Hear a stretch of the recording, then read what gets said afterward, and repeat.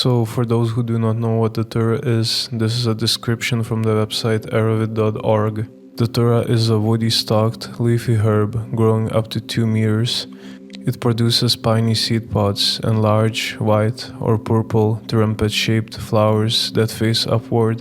Most parts of the plant contain atropine, scopolamine, and hyoscyamine. It has a long history of use both in South America and Europe and is known for causing delirious states and poisonings in uninformed users.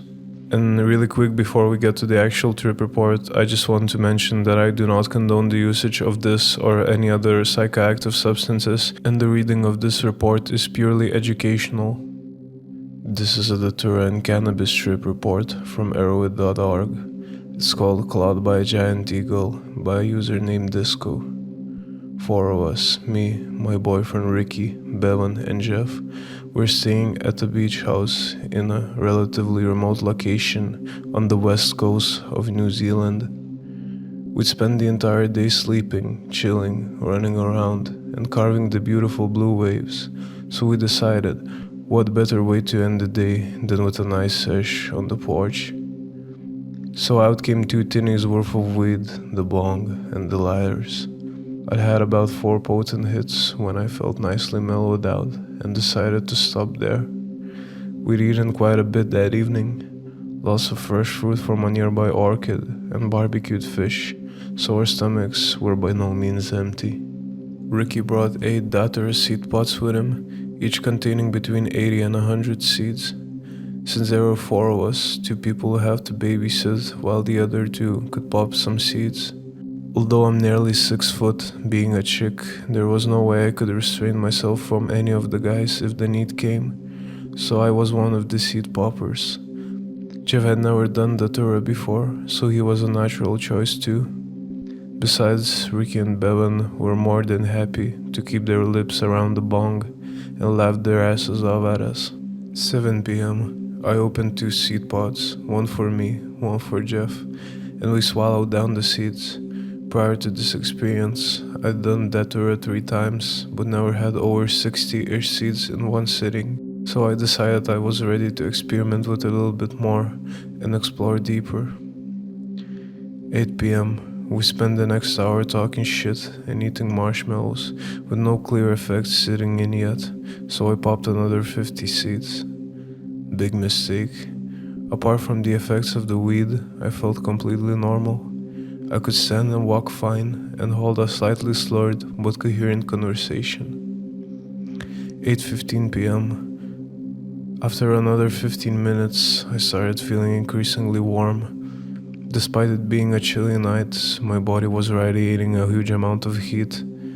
This is when the hallucinations started. I felt like I was sunbathing. Though it was dark by now, I felt the sun envelop my body and drizzle it with golden rays of warmth.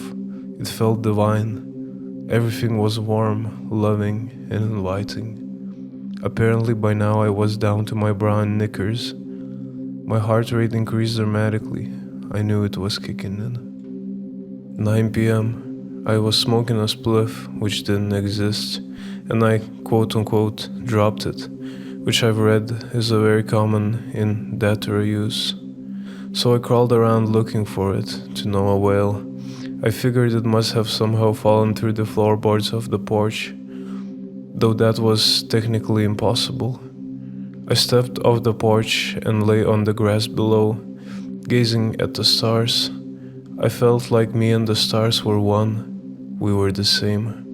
I don't know why, but I particularly remember this feeling of belonging with these giant balls of burning gas.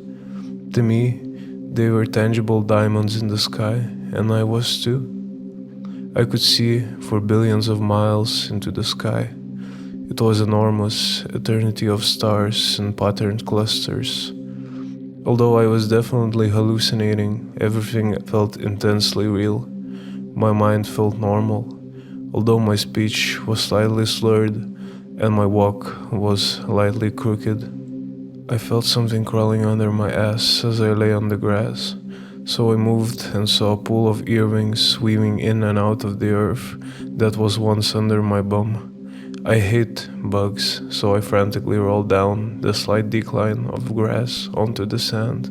This was the last thing I clearly remember. Everything else is as told by Ricky, Bevan, my faint memories, and the camera footage taken that night. This is also where things started going wrong. I felt insatiable first, and I was stranded. I was yelling out for help, but only a mumble of jumbled words came out. I wasn't making any sense. I spent a good hour playing in the sand, throwing shells and rolling around. I picked up sand with my hand and watched it drop.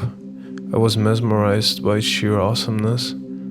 I vaguely remember feeling like I was in a desert and felt intense fear and paranoia. Nothing seemed safe. The sun still felt as if it was beaming down delicious rays of heat. I was crawling on the sand, thirsty and desperate. I remember hearing sharp, loud noises and feeling so shit by now. I needed water, I needed to piss, I needed to throw up, and I needed to get out of this horrible, desolate place. I could only see things that were around 10 meters away. Everything else faded into a bright light. I still have flashbacks and experienced this at times. It felt like hours and hours had passed, but it was actually only 20 minutes. I don't know what went on in my head during that time, but it was frightening. I remember images of bright red giant balls, far larger than a house. I've experienced this red ball hallucination many times before.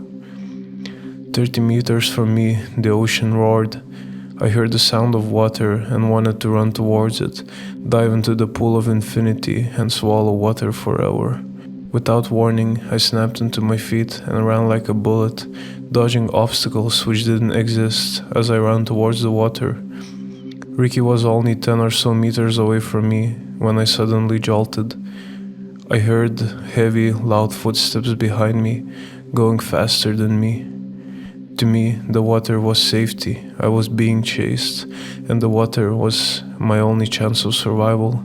I managed to run into the shallows of water when I felt sharp claws dig into my bare flesh from behind, and a force threw me onto the wet sand behind me.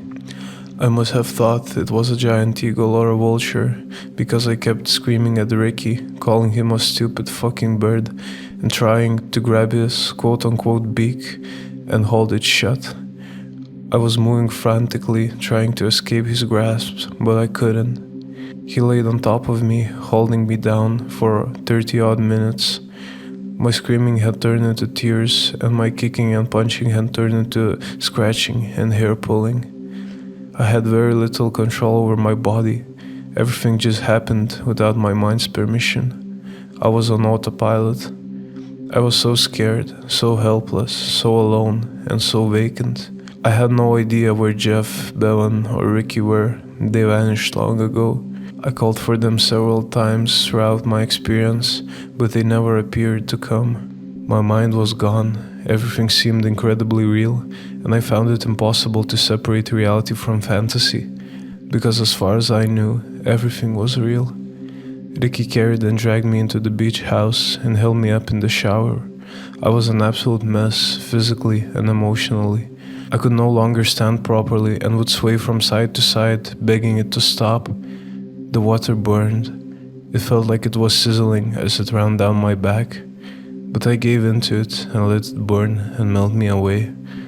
I literally felt like I was going down the drain. I thought the grains of sand being washed off my skin were pieces of me, swirling, being carried down by the burning acid water deep down into the drain, as if they meant nothing.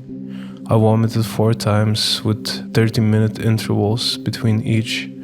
I stressfully started talking about being literally turned inside out. I begged for it to stop, but I let it all happen without no physical fight. It was hugely a frightening experience. I was making funny groaning noises, my skin turned white, my eyes were wide open, and my pupils filled with entire iris. I suddenly noticed Ricky in the shower, holding me up. He looked different to how I remember, far older, and getting bigger and bigger the more I looked at him. I remember seeing my nose in the bottom corner of both eyes, which appeared to grow too. I could barely concentrate on anything, but his eyes managed to pierce right through me. Ricky dried me off and put me into bed. The entire room was spinning and turning upside down. Even though I had barfed everything out, I still felt the need to vomit. I was hanging off the bed, rolling around and singing to myself. The music I heard, which was all in my head, was the most complex, incredible thing I have ever heard. I thought of it like a skyscraper, layer upon layer upon layer, jammed together to create this mind-blowing fusion of beats and notes. I can't explain how amazing it was. It was my calm in the storm. By now it was 4 a.m. and I was over the worst. I was so exhausted, but I couldn't sleep. I was incredibly restless, tossing and turning constantly. A figure appeared and I talked to it. I was actually talking to myself and speaking both parts of the conversation. I remember drifting in and out of reality. There were moments when I thought I was going mad, and other times I managed to convince myself it was just a dream. I still didn't know where I was or how I got there, but the feeling of threat was no longer present. I must have fallen asleep where I had the most amazing dream, which can't possibly be real. It was pretty X-rated, so I probably shouldn't go into any detail.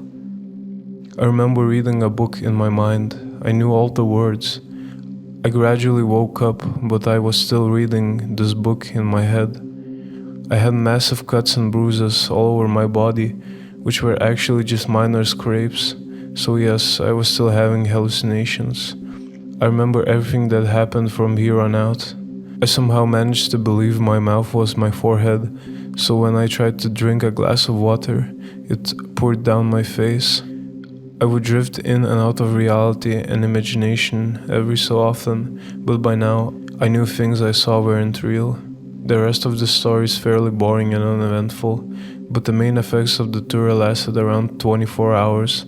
I had difficulty understanding basic things, yet I could understand the incredibly complex things in my head. Even now, 2 months after, I sometimes still see everything around me fade into a white light. As I said, I've experimented with the Datura before, but this was the first and the last time I'll have 150 seeds. Although my account of what happened may not sound so scary to the reader, I cannot emphasize enough how truly frightening this experience was. I felt so incredibly shit throughout the experience, and for a day or two after. Not only had I managed to make a total ass out of myself, I could have very easily drowned as well.